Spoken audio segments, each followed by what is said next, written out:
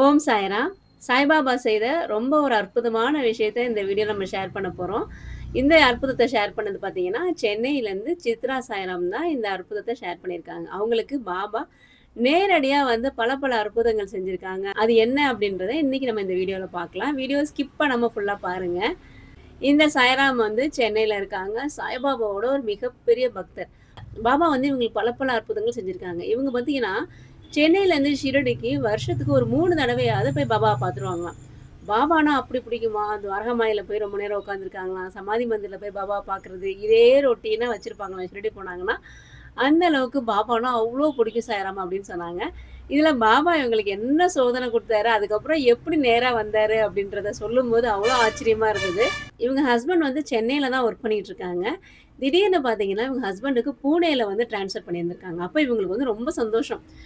நம்ம ஷிரடி பக்கத்துல போப்போறோம். பாபாவ அடிக்கடி போய் பார்க்கலாம் அப்படின்னு சொல்லி இவங்களுக்கு ரொம்ப சந்தோஷமா பூனே போயிருந்திருக்காங்க. ஆனா, பாபா அங்க தான் ஒரு ட்விஸ்ட் வச்சிருக்காரு. பூனே போனதுக்கப்புறம் இவங்களால ஷிரடிக்கே முடியலையாம் சாய்ராம். பூனே பக்கத்துல தான் ஷிரடி. ஆனா, இவங்களால ஷிரடிக்கே போகல. கிட்டத்தட்ட 3 வருஷம் அவங்க ஹஸ்பண்ட் வந்து பூனேலயே ஒர்க் பண்ணியிருந்திருக்காங்க. ஆனா, ஒரு நாள் கூட இவங்களால ஷிரடில போய் பாபாவ தரிசனம் பண்ணவே முடியல. ரொம்ப ரொம்ப மனசு வருத்தப்பட்டுருக்காங்க. என்னது நம்ம சென்னையில இருந்தோம். வருஷத்துக்கு 2, 3 தடவையாவது பாபாவ பார்க்க வருவோம். பக்கத்திலேயே இருக்கோம். நம்மளால போய் பாபாவ பார்க்க முடியலையே! அப்படின்னு சொல்லி ரொம்ப வருத்தப்பட்டுருக்காங்க. நெறைய நெறைய சோதனைகள்லாம் வர ஆரம்பிச்சிருக்கு அவங்களுக்கு. இவங்க ஹஸ்பண்ட் வந்து ஒர்க் பண்ற ஆஃபீஸ்ல வந்து நெறைய ப்ரெஷர். அவங்க ஹஸ்பண்டுக்கு வந்து ரொம்ப ரொம்ப ப்ரெஷர் ஆனோன, அவருக்கு வந்து திடீர்னு பார்த்தீங்கன்னா, நெஞ்சு வலி வந்திருக்கு. அதுக்கப்புறம் போய் ஹாஸ்பிட்டல் அட்மிட் பண்ணோன, அவங்க சொல்லியிருக்காங்க, ரொம்ப ஸ்ட்ரெஸ்ஸா இருக்காங்க. அவங்களுக்கு சில பல டேப்லெட்ஸ்லாம் குடுக்குறோம். அதெல்லாம் குடுங்க அப்படின்னு சொல்லியிருந்திருக்காங்க. இப்படியே விட்டீங்கன்னா, பின்னாடி வேற ஏதாவது ப்ராப்ளத்தில விட்டுரும். அதனால கேரா பார்த்துக்கோங்க அப்படின்னு சொல்லியிருந்திருக்காங்க. இவங்க அதுக்கப்புறம் வீட்டுக்கு வந்தோனே, அவங்க ஹஸ்பண்ட் ஆஃபீஸ்ல பேசி, நாங்க திருப்பி சென்னைக்கே எங்களுக்கு ட்ரான்ஸ்ஃபர் பண்ணிருங்க. நாங்க சென்னைக்கே போறோம் அப்படின்னு சொல்லியிருக்காங்க. ரெக்வெஸ்ட் லெட்டர்லாம் எழுதி குடுத்ததுக்கப்புறம், சில ப்ராசஸ்லாம் முடிஞ்சு, அவங்க திருப்பி சென்னைக்கே வந்திருக்காங்க. சென்னைக்கு வந்தோனே பார்த்தீங்கன்னா, அவங்க ஹஸ்பண்ட் வந்து ஓரளவுக்கு நார்மலா ஆயிருக்காங்க. ஒர்க் ஃப்ரம் ஹோம் தான் பார்த்துட்டே இருந்திருக்காங்க. இவங்க வந்து, "நான் இப்ப ஷிரடி போணும்" அப்படின்னு சொல்லி அவங்க ஹஸ்பண்ட்ட கேட்டிருக்காங்க. "சரி நீ போயிட்டு வா, நான் பார்த்துக்கிறேன்" அப்படின்னு சொல்லியிருந்திருக்காங்க. எப்பன்னா, போன வருஷம் அதாவது 2025 மகா சமாதி டயத்துல வந்து இவங்க ஷிரடி போறாங்க.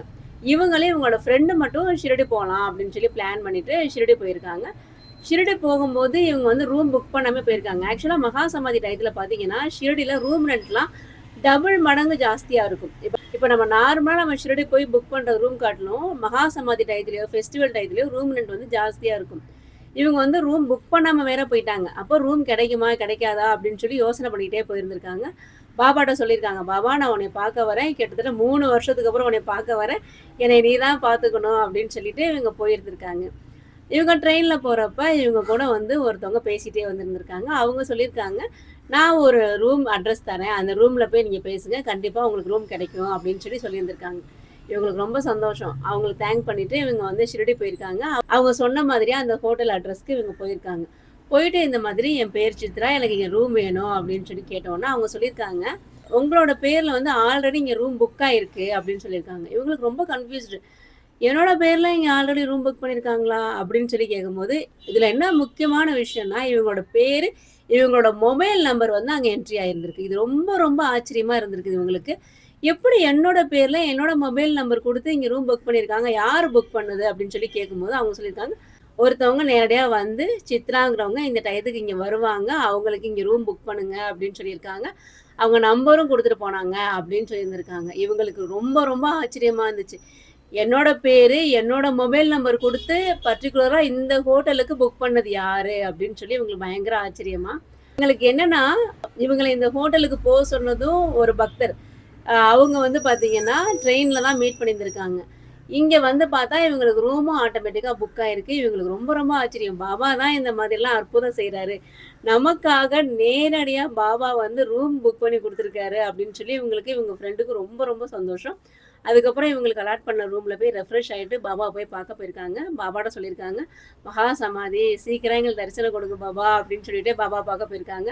இவங்க போய் பாபா கிட்ட நின்னு பாபா பார்த்துருக்காங்க.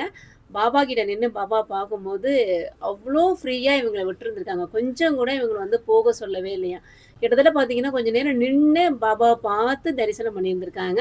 அதுக்கப்புறம் இவங்க ஸ்வீட்ஸ் வாங்கிட்டு போனாங்களாம். அந்த ஸ்வீட்ட 2 ஸ்வீட் எடுத்து பாபாவோட சமாதி மேல வச்சுட்டு இவங்களுக்கு குடுத்துருந்துருக்காங்க. அது இவங்களுக்கு ரொம்ப ரொம்ப சந்தோஷமா இருந்துச்சாம். ஏன்னா, ஒவ்வொரு விஷயத்திலயும் பாபா இவங்க கூடவே இருக்கத இவங்க உணர்ந்துகிட்டே இருந்திருக்காங்க. ஷிரடி போணும் அப்படின்னு பிளான் பண்ணதுலேருந்து, ட்ரெயின் டிக்கெட் கிடைச்சதுலேருந்து, ஷிரடி போறப்ப இந்த ஹோட்டலுக்கு போங்க, இங்க ரூம் புக் பண்ணுங்க அப்படின்னு சொன்னதாகட்டும், அங்க போனா அங்க ரூம் புக் பண்ணதாகட்டும், அதே சமயம் அவங்க பாபாவ தரிசனம் பண்ணதாகட்டும், எல்லாமே ஒரு அற்புதமா இருந்தது. கிட்டத்தட்ட 3 வருஷம் பாபா என்னை தவிக்க வச்சாரு. ஆனா, அதுக்கப்புறம் அற்புதமான தரிசனம் குடுத்தாரு பாபா அப்படின்னு சொல்லியிருக்காங்க. இதுல என்ன முக்கியமான விஷயம்னா, அந்த 3 வருஷம் இவங்களுக்கு ரொம்ப ரொம்ப இக்கட்டான சூழ்நிலையில பாபா கூடவே இருந்து அவங்கள காப்பாத்தியிருக்காங்க. அதுக்கப்புறம் பாபா இவங்கள ஷிரடிக்கு வர வச்சு நல்ல அற்புதமான தரிசனம் குடுத்துருக்காங்க. இது போன வருஷம் மகா சமாதி டயத்துல ஷிரடில நடந்த ஒரு அற்புதமான விஷயம் சாய்ராம். பாபாவ நம்புன பக்தர்களுக்கு பாபா ஏதாவது ஒரு ரூபத்துல உதவி செய்வாங்க. நான் அடிக்கடி ஒவ்வொரு வீடியோலயும் சொல்ற விஷயம் இதான். அதே மாதிரி பாருங்க, இவங்க பாபாவ நம்புனாங்க. ஷிரடில நேரடியா பாபா வந்து இவங்களுக்கு ரூம் புக் பண்ணி குடுத்துருக்காங்க. இது ரொம்ப ரொம்ப ஆச்சரியமான ஒரு விஷயம்.